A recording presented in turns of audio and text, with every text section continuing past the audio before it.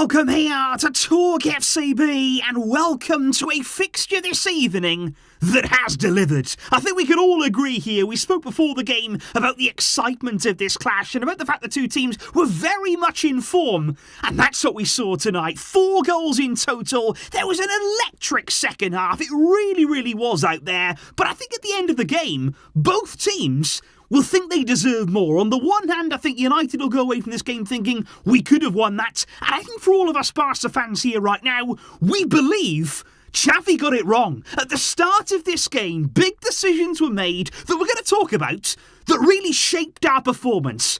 We're going to discuss it all right here and right now.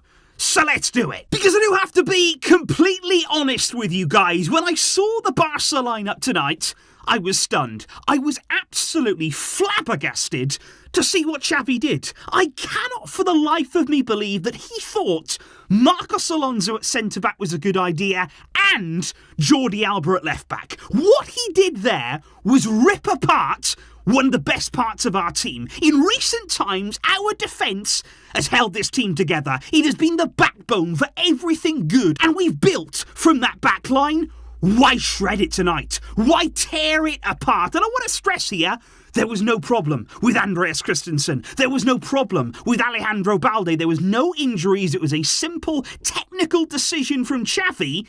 And why? Because he actually came out before the game and he said, I made these changes to prevent injuries and because we need to rotate. Now that was before the game even started. So I'm already wondering, do we want to be in the Europa League? Was this game even important to Xavi, to these group of players? I don't know, because that is so strange there to do that, to make that change, and to effectively hurt our chances of beating Man United, because when you look at their team, it's what we expected from Erik ten Hag. They went as strong as they possibly could do. They've got injury problems, they've got suspensions, but they lined up as strong as they possibly could. Ten Hag did a few tweaks there in the attacking play. Weghorst played a lot deeper than we were expecting. Sancho was on the other side, Bruno there off to the right-hand side, and Rashford was down the middle. And I'm already wondering, was Rashford down the middle to really go and exploit Marcos Alonso? Because right from the word go in this game, for me, Barca looked a little bit unsettled. I think Man United were putting very early pressure on, and inside half an hour there was a really great chance in the game for Weghorst there. Man United had got in behind Barca, and this was a big moment here for Marc-Andre ter Stegen. We've seen it all season long in one-on-one situations. He doesn't panic, he doesn't give up any ground, he stands firm, and it's a really good save then to deny Weghorst. But it didn't take long for United to start racking up those chances, because then one came for Marcus Rashford, and again, this is the kind of situation here that I'm talking about, one-on-one with Alonso, because as you can see, Sancho plays Rashford in, he actually takes a really heavy touch, but that takes it beyond Alonso,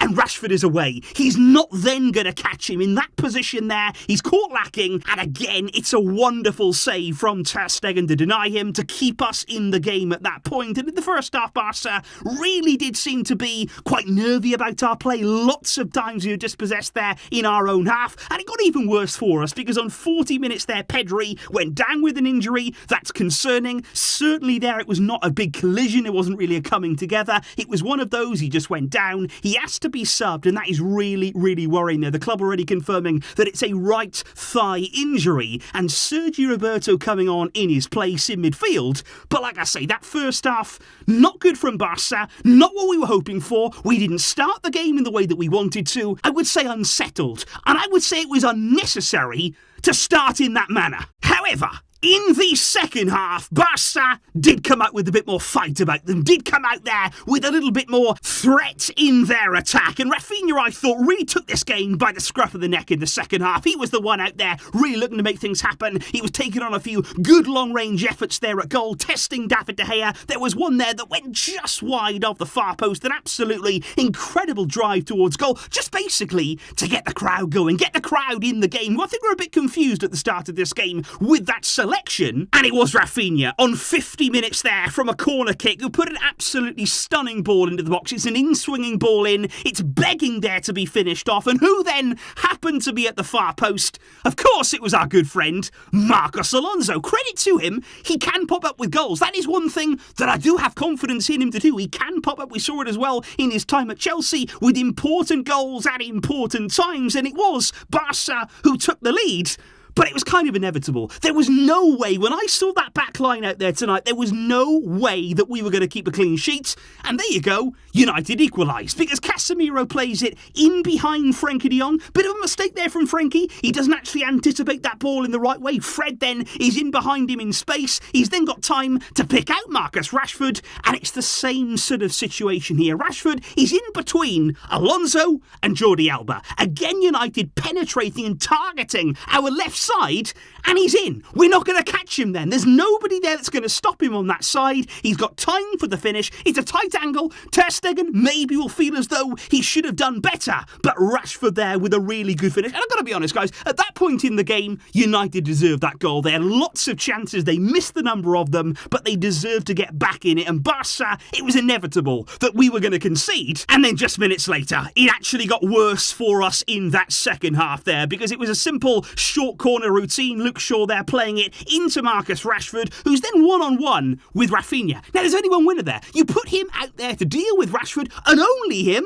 Rashford just skips past him, and suddenly then he's got the whole of the box to aim for with a low delivery. The ball is bouncing around, could go anywhere, and in the end it goes in off Jules Koundé. Unlucky from him, Barca concede, and suddenly then Man United had the lead, and I was so angry at that point, so frustrated about how all of this has just been allowed to happen. However, on 66 minutes then, Xavi decided, okay, maybe I should use my best team. Maybe I should bring on my best players. Andreas Christensen came on for Alonso, proving there was no injury at all. Also, Balde came on, and Ansu Fati came on for Franck Kessie. So Barca going for it then, putting a few more players on in attacking positions to threaten Man United. And lo and behold, we did. As soon as we were able to carry more threat across every area of the field, Barca then were creating chances, we're putting pressure on, we're using the crowd, and Rafinha again was at the very heart of it. Koundé here wins the ball back nice and high up the field. He had then gone back to right back, which I think was an improvement. We went with our usual back line, and Rafinha then picking it up out wide. He cuts back inside, and again the delivery.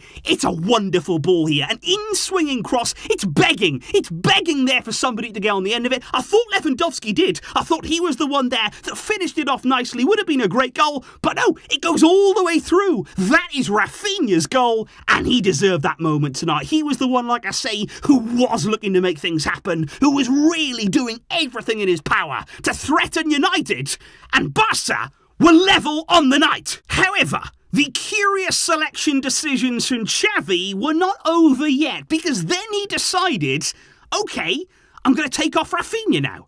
And why? Why would you do that? He was the player, like I say, he was making things happening. He was driving us back into this game. He got us back into the position to be looking for a winner, and he looks over, I'm the one coming off. Why? Why would you do that when he was starting to get some confidence about his game?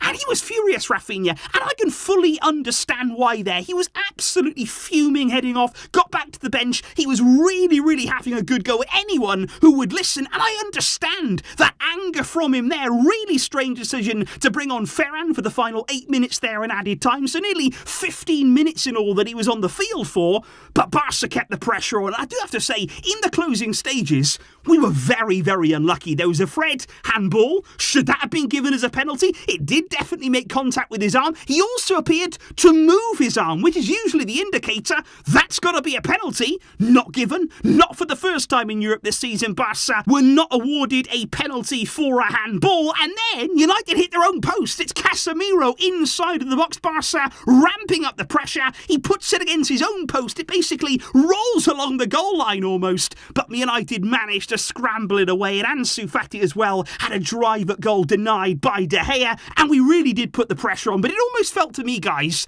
like too little too late. I just think here, this was the perfect game, the perfect opportunity in a game like this. Start your best team, and then we could have taken the game to United from minute one. We didn't need to wait until the second half. We didn't need to grow into this game, to rotate. At the weekend, we're playing Cadiz. They are a team right now, 16th in La Liga. We are clear in the league. We're at home on Sunday. There was no need to rotate here. This was a chance to play your best team, to play your best football, to put on a show, and we could have won this game. We could be going away from this match now with a lot more But instead it's 2-2. We're heading out to Old Trafford. We're going away next week. There's no Gavi through suspension. There's no Pedri potentially with injury. Still without Busquets. Still without Dembele. It's not what you wanted. Tonight was a chance to win this game, take a lead, but we've blown that. And that is the frustrating part for me tonight. And Xavi is going to have to accept some big questions coming his way. And I am really interested to know what your takeaway from tonight's performance is, guys. I know we were all looking forward to this game. We were all feeling as though this was going to be the match to prove ourselves, the match to really show what we could do on the big stage. Because this game tonight was one of the best games I've seen all week. Forget about Champions League games. This was top quality, really good stuff, entertaining. Why couldn't we have gone out there and really put on that show? That is the frustrating part for me. But let me know your thoughts down below, guys, on the performance, on the result, on what your expectations are now, heading into that second leg next week. I will see you soon, of course, because we are going to be having a lot of reaction to this game and what we've seen from the team tonight. Thank you indeed, though, for joining me for all of the build-up. Really enjoyed that. And here again for the reaction. I will see you very soon.